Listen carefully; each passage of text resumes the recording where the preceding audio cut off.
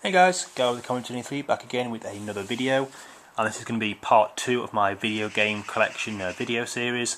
And this video is going to focus on PS1 games. I'll say this now that PlayStation 1 is my favourite console by far. Just so many absolute classic games, and quite the majority of which I have here. So we'll get started with Spider-Man. I believe this is Spider-Man 1. Yes, I do believe this is the first one. Yeah, it is first one, Spider-Man there. Again, a really good, like if you've played the Spider-Man games of the different consoles, you know what to expect, but with not as good graphics. Again, just really good, pretty easy as well, especially with cheats. But yep, really good game. So I've not really much to say about that. Called the start of possibly my favourite video game kind of franchise is Spyro the Dragon. I absolutely adore this game. I've played it through about 20 times, I love it that much. I've never 100%ed it though, because the bloody flying levels fucked me up. But anyway, absolutely classic game. This is the Platinum version. I don't know if the original version kind of goes for more money and is rarer, I'm not quite sure. Again, massive thick booklet, but that's kind of in like six or 8 different languages.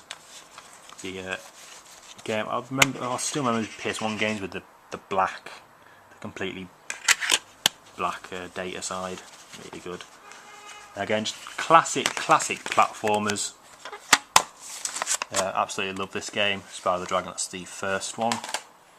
Next up is Muppet Monster Adventure, one of the most underrated games on the PS1. Again, just a game I'd absolutely adore. I could play it any time. It's basically you're in kind of I can't remember what the story is, but you're in this mansion and kind of something happens to all the Muppets and they become these monsters, and you play as Kermit's nephew Robin. Halfway up the stairs is a stair where I sit, and yeah, it's basically a kind of a platformer, and you get different kind of powers. You can fly, and you can swim underwater and stuff. Absolutely amazing game. I love it. I'm playing this with my cousin. Kind of when I used to kind of rent it like nearly every weekend.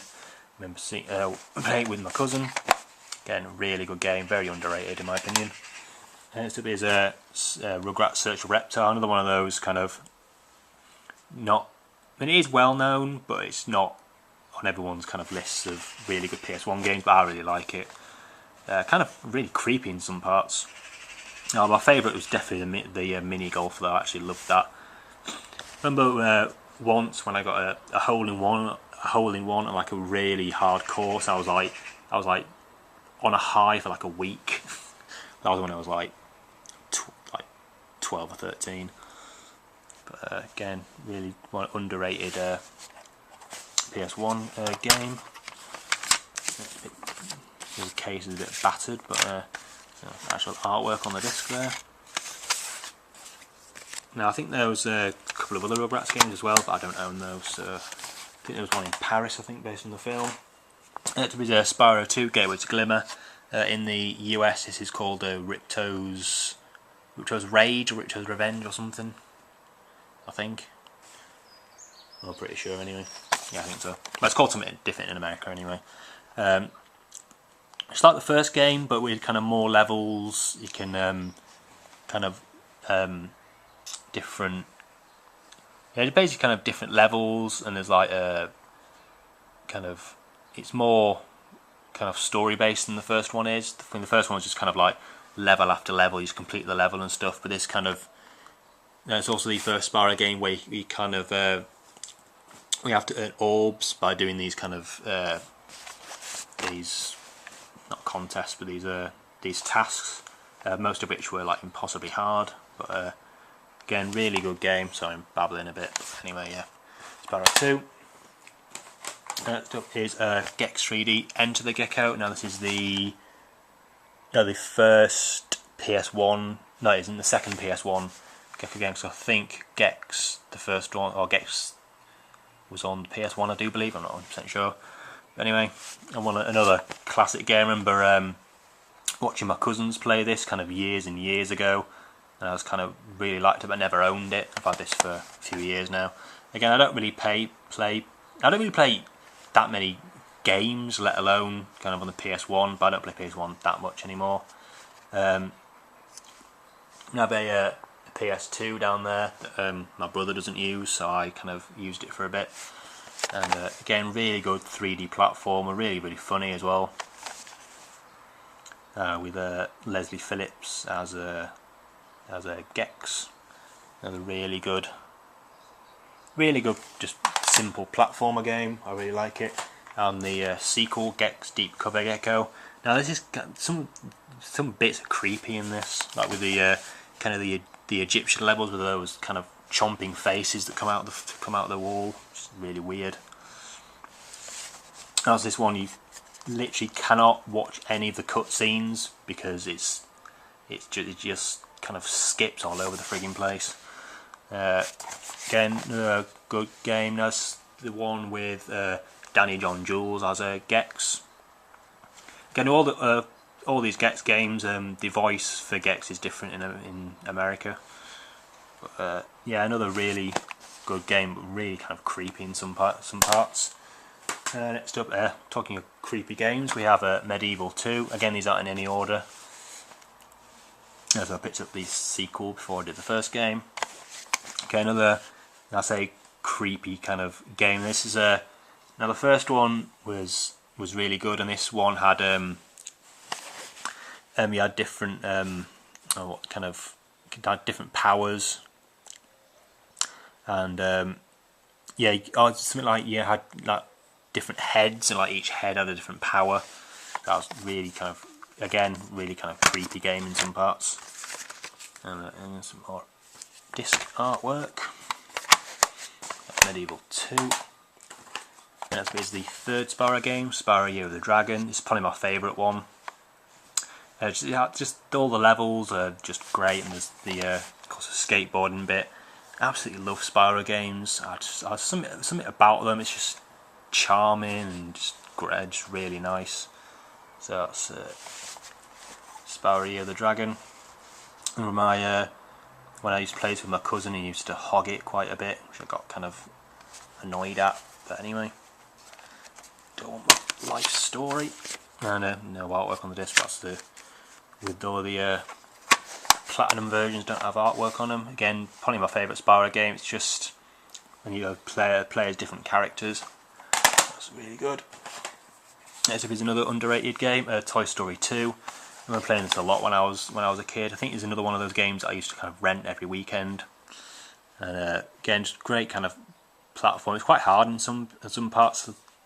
I think I completed it once, but that was when I was like really younger. So, although that would mean that I would definitely be able to complete it now. But anyway, I'm 24, I should be able to. So that's Toy Story 2. No artwork, platinum version. That's Toy Story 2, another underrated one. There's been Discworld 2. Oh man, this game is absolutely amazing. I had this game kind of ages and ages ago on the PC. I was a bit cheeky because my friend's dad had it on PC and I borrowed it, and I kind of lost it, but never told him about it. It isn't great, but it's absolutely great. My brother got this for me for, can't remember if it was my birthday this year or Christmas for last year, and it was the best present I got by far. I absolutely love this game. It's so funny, so imaginative. Another one of those point and click adventure games. Absolutely amazing. It's quite hard to find nowadays as well, I think. There's a disc artwork there. Oh, I just absolutely love it. So good. I like the first Discworld game, but I love this game a lot more. Oh man, it just brings back so many memories. Such a good game. Oh, I just love it. Next with Bugs Bunny Lost in Time. It's another platformer. Again, one of those games that gets quite hard near the end, where you have to do more, like you do more levels to, or do more stuff in different levels to kind of unlock other levels. And that and that space level can go and suck a. And yeah, it's another pretty good game. Don't know if I prefer this. Yeah, I prefer this one to Bugs and Taz Time Busters. Again, another really good platformer game. Oops. Next up is Bugs Life, another really good game. This another good platformer. Of course, you kind of noticing a trend in these games that most of them are platformer games, and I've ever noticed that the only good games that are based on films are kind of PS1, PS2 games and stuff. I mean, nowadays they're just absolute shite. But again, a really good kind of throwback game. I remember when my mum used to work at I think it was Curry's or Comet, and I used to play this on their demo machines. That's another pretty good memory as well. And yep, no artwork with platinum again. Again, really good platformer game. Last three. Yep, that's three. Bugs and Taz Time Busters, a sequel to Bugs Been Lost in Time. This is another one of those games that kind of gets hard quite fast. In my opinion, it's kind of. Although I did remember completing it, I think. Yeah, I did remember defeating Dracula on the last level. Okay, another really good platformer game. There's some artwork there. Again, another pretty good game. I prefer the Lost in Time to that, but still pretty good. And another absolute classic platformer games. We have Crash Bandicoot 2. Now I don't actually own the first one, but I might kind of buy it if I can get it for a decent enough price. Again like Spyro, absolute classic, just classic platforming brilliance. Absolutely love it. Again, yet another one of those games that gets very hard near the end, but just if it's harder, it's more rewarding. It's just absolutely brilliant games. Crash 2. And last PS1 game, we have Crash Bandicoot 3 Warped. Now I remember my dad giving me a kind of a copied version of this for I think Christmas, kind of like 10 years ago. Or was that Crash Bash? It was this or Crash Bash anyway. It's one of those games that I kept kind of buying, then selling, then buying, then selling again. But I'm going to keep them. So that's Crash Bandicoot 3 Warped. I can't actually do that. You can't actually see that because of the stickers. There's those stickers that they're really hard to get off without leaving loads of sticky remnants on it. And again, just classic platforming brilliance yet again.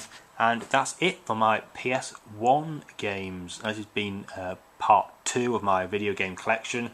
Part 3 is going to be 360 games. I don't know, I'm either going to be doing that in 2 parts, or I might kind of not talk about them as much because there's quite a few of them. So yeah, please rate, comment and subscribe, and I'll see you in the next video. Thanks for watching.